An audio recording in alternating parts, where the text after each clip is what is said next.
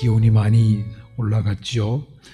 몸과 마음이 늘어지기 쉬운 계절이 오고 있습니다. 여름이 시작된다는 얘기인데 우리 선조들은 이 즈음에 몸을 보양하는 일에 마음을 많이 썼습니다. 어른들은 더운 계절에는 밥 굶으면 안 된다고, 입맛이 없더라도 밥을 꼭 챙겨 먹으라고 말씀을 많이 하십니다. 그것은요, 몸의 양식, 밥뿐만 아니라 마음의 양식과 영의 양식도 마찬가지입니다. 먹을 것도 잘 챙겨 드시고 또 마음의 양식인 책도 많이 읽으시고 영의 양식인 성경 말씀과 기도하는 일에도, 성경을 읽고 기도하는 일에도 더 열심을 내셔서 이 힘겨운 계절을 가뿐하게 넘겨야겠습니다. 그래서 가을에는 큰 결실을 맺는 저와 여러분이 되시기를 주님의 이름으로 축복합니다. 오늘은 사랑 이야기를 좀 하려고 하는데요. 제가 갑자기 목이 좀 잠기네요. 일반적으로 사랑이라고 하는 거는 좀 머리가 아프죠.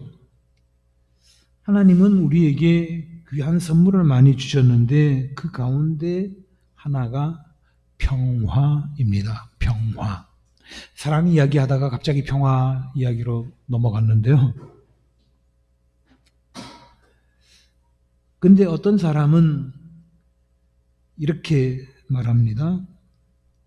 이 평화는 사랑에 빠져들 때까지만 유지된다. 사랑에 빠지기 전까지만 유효하다. 그런 얘기입니다.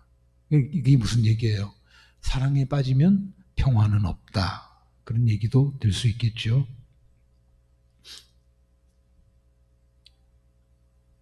사랑을 시작하면 이제는 평화를 누릴 수 없다. 그런 얘기인데 남자와 여자가 사랑을 시작하면 그때부터 번뇌가 생깁니다. 물론 기분이 좋죠. 또 즐거운 일도, 마음도 설레고 즐거운 일도 많습니다. 그렇지만 동시에 그때부터 번뇌가 생기기 시작합니다. 또 갈등이 생깁니다. 분쟁도 생깁니다. 여러분 경험해 보셨으면 다 아실 겁니다. 그게 좀 더 나아가면 잠시도 편할 날이 없습니다. 그렇지만 그게 우리에게 주어진 업보라면 어떻게 하겠습니까? 기꺼이 감당해야죠. 그런데 오늘 바울은 그런 걱정이 없는 멋진 사랑을 말합니다. 그게 온전한 사랑이죠. 온전한 사랑 또는 완전한 사랑입니다. 바울은 이 사랑을 가리켜서 지식을 초월하는 사랑이라고 표현했습니다. 지식을 초월하는 사랑. 머릿속으로 이리저리 굴리고 생각하고 계산하고 하는 그런 사랑이 아니라 지식을 초월하는 사랑이라고 말했습니다. 그게 곧 그리스도의 사랑이죠. 예수님의 사랑이 그런 겁니다. 예수님의 사랑은 사람의 지식을 뛰어넘는 사랑입니다. 온전한 사랑입니다. 완전한 사랑입니다. 자, 우리가 과연 예수 그리스도의 사랑, 예수님이 가르쳐 주셨던 사랑, 예수님이 본을 보여주셨던 그 사랑을 우리가 실천하고 살 수 있을까? 가능합니다. 그러기 위해서는 세 가지를 제거해야 돼요. 갖다 붙이는 게 아니라 우리가 평소에 하는 사랑에서 세 가지를 빼야 된다는 얘기입니다. 자, 그게 뭔지 하나씩 짚어보죠. 첫째는 예수님의 사랑, 온전한 사랑을 위해서는 계산을 제거해야 합니다. 계산하는 사랑은 온전한 사랑이 될 수 없습니다.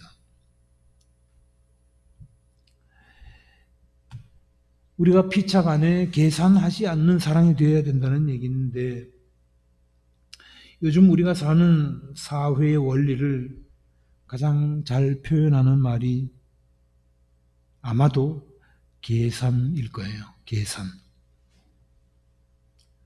거의 모든 일을 사람 대신 기계가 해주고 있지 않습니까? 이 기계 문명은 비정합니다. 철저하게 계산에 따라서 움직이게 돼 있죠.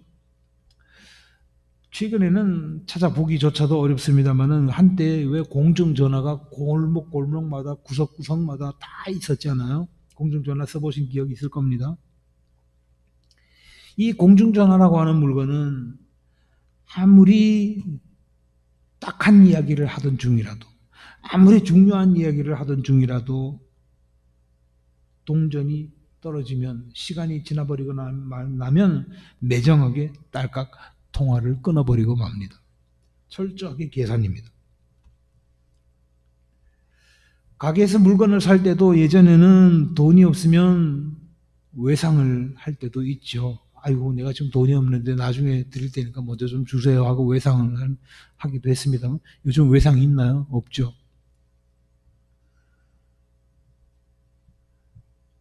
그리고 요즘 마트에서나 편의점에서는 어디 외상 얘기를 꺼냈다가는 이 사람이 어디서 조선시대에도 온 사람이야, 그런 얼굴로 쳐다볼 겁니다. 신용카드라고 하는 걸 쓰는데, 이 신용카드도 그렇습니다. 자, 이번 달 결제해야 될 금액이 100만 원이다 할 때 100만 원에서 통장에서 1원이 딱 모자라요. 그럼 어떻게 하겠습니까? 그까지 1원 그냥 넘어가겠죠. 천만의 말씀. 어김없이 연체가 되어버리고 맙니다. 이런 식으로 온 세상이 계산의 노예가 되어 있습니다. 옛날에 우리나라에서는 직업의 귀천을 따질 때 뭐라고 했나요? 사농공상 그랬죠. 사농공상. 사라고 하는 것은 선비사자를 써서 글 읽는 사람. 그 다음에는 학문을 연구하는 사람이 사고요. 그 다음에는 땅과 함께 농사 짓는 사람. 그 다음에는 기계를 만드는 사람, 공. 그리고 맨 밑에 아주 천하게 여기는 직업이 뭐였었냐면 그게 장사하는 거였습니다. 상이었습니다. 그래서 이 장사꾼 그러면 아주 천한 직업에 속한 사람들이었죠. 요즘에는 그렇지 않습니다. 왜 그랬을까요? 장사라는 게 뭡니까? 이 계산이잖아요. 철저하게 계산입니다. 그래서 예전에 우리 선조들은 이 장사하는 일, 계산하는 일을 그건 참 사람이 할 일이 못 된다 그렇게 생각을 했었는데, 요즘에는 자본주의에서는 장사가 으뜸입니다. 자, 그러면 예수님은 어떤 생각을 하고 어떤 방식으로 사셨을까요? 어떤 식으로 사랑을 하셨을까요? 사실 예수님도 계산을 하지 않으신 것은 아닙니다. 전혀 계산하지 않은 건 아니에요. 그렇지만 예수님의 계산법은 사람의 계산법하고 완전히 다른 계산법이었습니다. 예수님의 삶의 방식이 가장 잘 나타나고 있는 비유가 뭡니까? 이런 양의 비유. 잘 아시죠? 이런 양의 비유.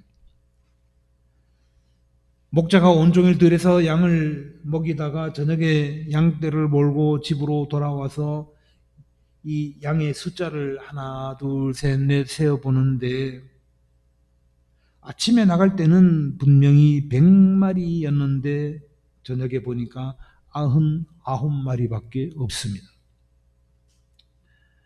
한 마리가 없어졌습니다. 잃어버린 거죠. 여러분이 목자라면 이 상황 어떻게 하시겠습니까? 많은 사람이 저부터도 그럴 거예요. 계산기부터 두드려 보겠죠. 자, 양 한 마리가 없어졌다.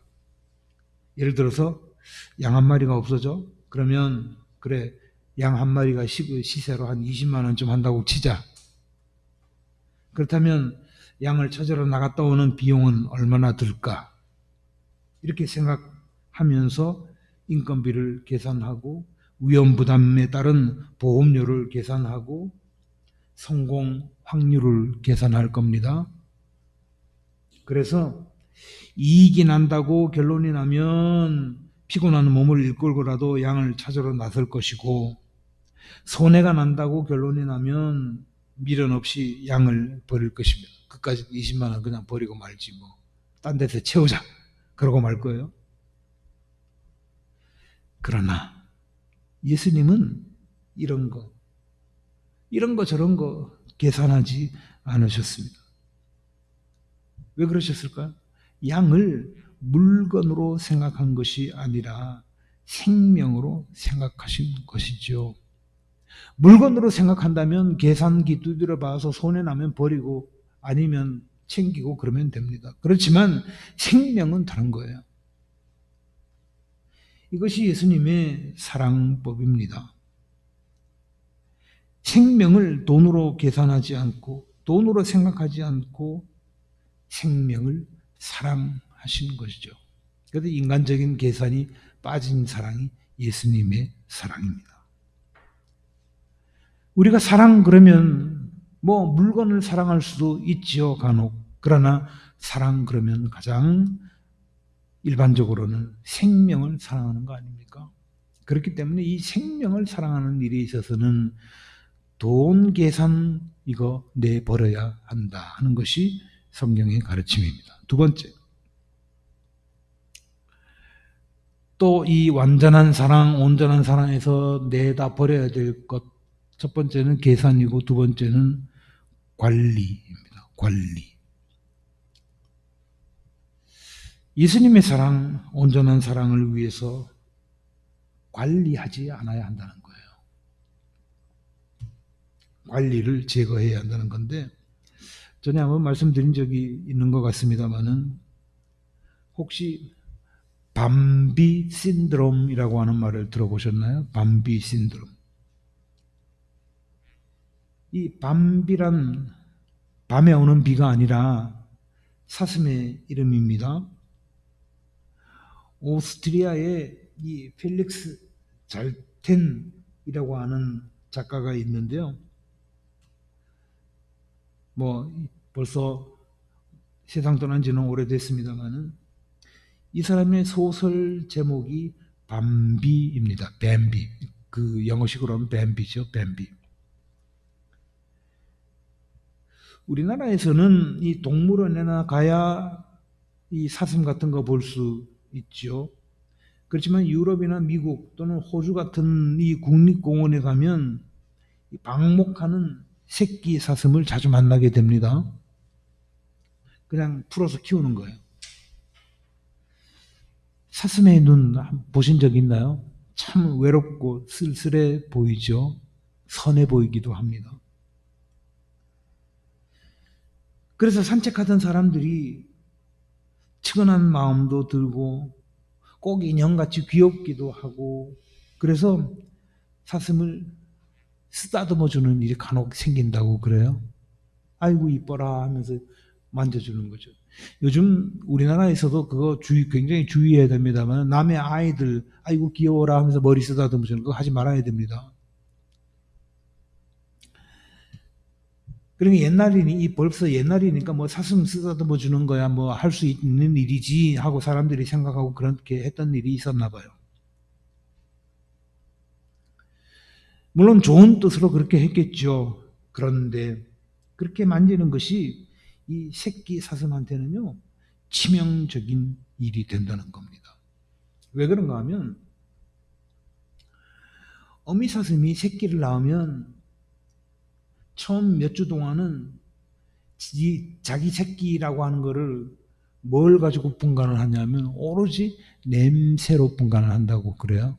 생긴 모양이나 뭐 그런 게 뭐 꼬리표를 달거나 뭐 택을 달거나 그런 게 아니고 오로지 냄새로 새끼를 분별을 하는데, 사람이 아무리 다정스럽게 만졌다고 하더라도 일단 사람의 손길이 닿고 나면 새끼 사슴의 몸에 사람 냄새가 배이게 됩니다. 그래서 엄마 사슴한테는 그 냄새가 이게 문제가 생기는 거예요. 새끼를 냄새로 알아본다고 그랬잖아요. 그게 냄새가 신분증인 셈인데 그 신분증이 오염이 되는 거예요. 그래서 이놈이 내 새끼가 아닐 수도 있다. 그런 착각을 하게 되는 겁니다.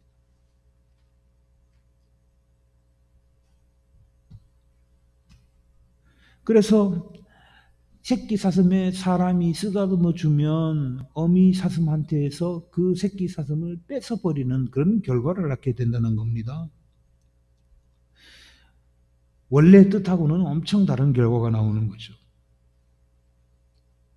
이렇게 결국 어미 사슴으로부터 버림을 받게 되는 건데, 물론 귀엽다고 좋은 뜻으로 만졌지만 사슴에게는 그게 삶을 망치는 결과를 낳게 됩니다. 죽음을 불러오는 그런 만짐을 일컬어서 밤비 신드롬이라고 말합니다. 밤비 신드롬. 그러면 예수님은 어떻게 하셨을까요? 어떻게 하셨을까요? 그냥 두라고 하셨습니다. 그냥 두어라 그랬습니다. 하나 둘 이것저것 시시콜콜 다 참견하고 관리하려고 하지 말고 그냥 내비두어. Let it be 그랬습니다. 곡식과 가라지 비유 잘 아시죠? 일꾼이 주인에게 와서 물었습니다. 주인님, 밀밭에 이 가라지가 잔뜩 났습니다. 이것 때문에 밀이 잘 자라지 않는 것 같은데 이거 뽑아버립시다. 그때 주인은 뭐라고 얘기했는가 하면 그냥 둬 그랬습니다. 그냥 둬. 내버려 둬. 이 이야기는 농사 짓는 법을 알려주는 것이 아니라 하나님께서 세상 사람들을 대하시는 방식을 알려주는 비유입니다. 세상에 못된 사람들도 많이 같이 살죠. 우리 주변만 해도 여러분도 가만히 생각해 보면 아이고 저 인간 참 안 됐다 못 됐다 그렇게 생각하는 사람들이 주변에 있을 거예요. 그런 사람들을 가라지 뽑듯이 쑥쑥 뽑아내버리면 참 좋을 것 같은데 하나님은 그렇게 하면 안 된다고 하셨습니다. 하나님이 살아계시다면 나쁜 짓 하는 인간들 핀셋으로 콕콕 뽑아내듯이 뽑아가지고 지옥불에 던져버리든지 아니면 추방을 시켜버리든지 그렇게 하면 이 세상이 얼마나 살기가 좋겠습니까? 근데 하나님은 그렇게 하지 않으신다는 거예요.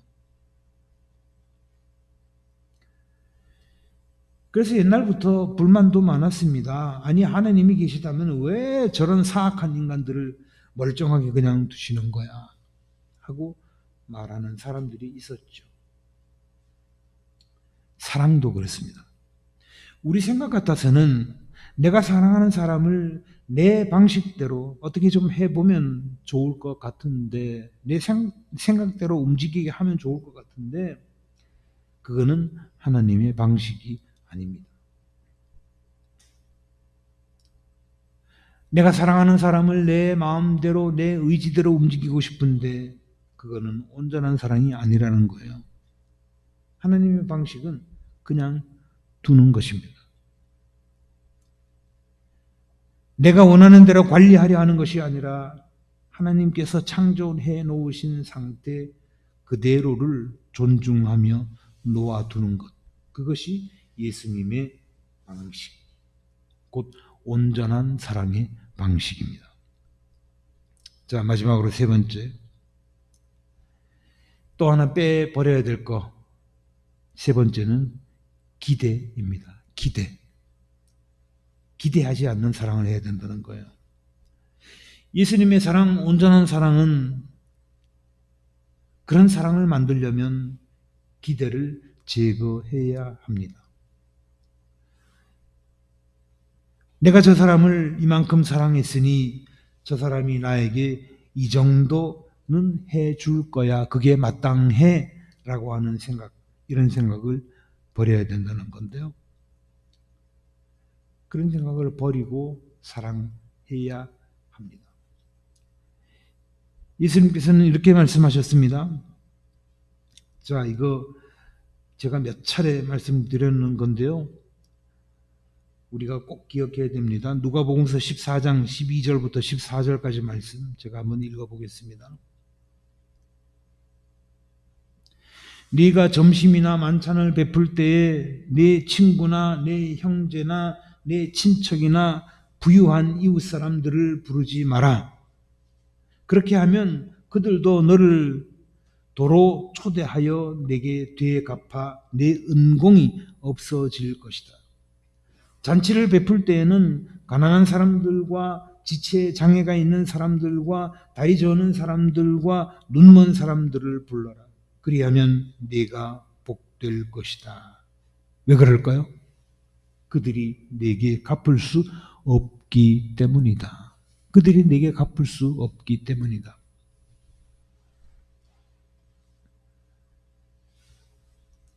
사람이 유명해지면 엄청 바빠집니다. 바빠지는 원인 가운데 하나가 같이 밥 먹자고 하는 사람이 많기 때문이에요. 왜 그럴까요? 밥 먹자는 사람이 왜 그렇게 많을까요? 잘 나가는 사람한테는 왜 자꾸 밥 먹자고 할까요? 같이 밥을 먹으면 대화를 나누게 되겠죠. 그러면 서로 아는 사이가 됩니다. 알아두면 언젠가는 도움받을 일이 생기겠죠. 말은 안 하지만 다 그런 계산이 있어서 밥 먹자고 하는 것이고, 그래서 영향력 있는 사람과 함께 밥 먹는 것을 챙기는 겁니다. 요즘은 뭐 많이 달라졌겠지만 예전에는요, 신문이나 방송의 기자들은 어디 가서 밥 먹어도 밥값을 내지 않기로 유명합니다. 그런 직업이 기자들만 그런 것이 아니라 검사들도 그랬고요, 경찰관들도 그랬습니다. 한때는 학교 선생님들도 그런 일이 있었다고 들었습니다. 그래서 지금은 다들 조심하고 살죠. 왜냐하면 청탁금지방지법 등 규제하는 법들이 많이 생겼습니다. 이른바 김영란법이라고 하는 거. 그래서 밥을 먹을 때는 얼마짜리 이하만 먹어야 된다 하는 것이 정해져 있습니다. 옛날 얘기인데요. 한 번은 기자하고 검사하고 학교 선생님 이렇게 셋이서 음식점에서 밥을 먹었다고 합니다. 모두 다 평상시에 밥값 잘 안 내는 사람들이죠. 그렇다면 이날 밥값은 누가 냈을까요? 검사하고 제가 뭐라 그랬죠? 검사하고 학교 선생님하고 기자하고 누가 밥값을 냈을까요? 음식점 주인이 냈답니다.